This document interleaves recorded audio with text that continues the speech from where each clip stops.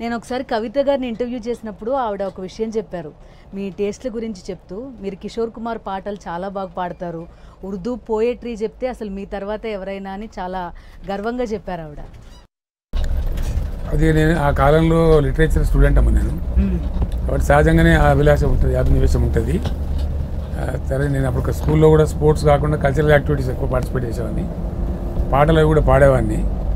దీనిలోకి వచ్చిన తర్వాత ఉండదు కదమ్మా, అదంతా రాజకీయాల్లోకి వచ్చిన తర్వాత అన్ని కోల్పోతాం కదా, యూ లాస్ట్ ఎవ్రీథింగ్. కవితను అరెస్ట్ చేసినప్పుడు మీరు అన్నిటి పదవుల కంటే ముందు ఉద్యమ నాయకుడు, సీఎం, వీటన్నిటికంటే ముందు ఒక ఫాదర్కి కూతురికి ఉండే బాండ్ అసలు ఎవరికీ ఉండదు. చాలా గారాబంగా పెంచుకుని కూడా ఉండుంటారు. ఆ టైంలో మీకేమనిపించింది? కవితను అరెస్ట్ చేస్తారని నాకు ముందే తెలుసమ్మా.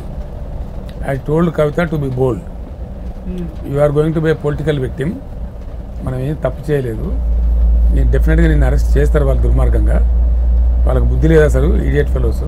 ఇదే భాష ఇదే టెలికాస్ట్ చేయండి, చేసిన వాళ్ళని ఈడియట్స్ అంటాను నేను ఇప్పుడు కూడా.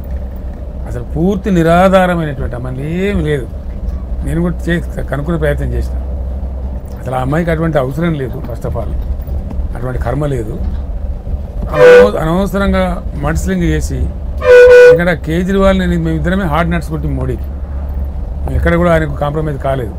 ఎన్నో విషయాల్లో అవుట్ రైట్ అపోర్ట్ చేసినాం.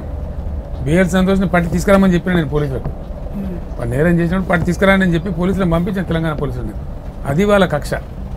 నేను చెప్పిన పర్లేదమ్మా, నేను జైలు కూడా పంపిస్తారు కావచ్చు, మేము సీరియస్ ఫైట్ చేసి బెయిల్ తీసుకుంటాం, డోంట్ వరీ. అంతిమంగా తేలేదేమో న్యాయ వ్యవస్థ మీద మనకు నమ్మకం ఉంది, న్యాయ వ్యవస్థ మనకు న్యాయం చేస్తుంది. బీ బోల్డ్, డోంట్ వరీ, మనం ఏ నేరం చేయలేదు కాబట్టి let us not care for that అని చెప్పాను.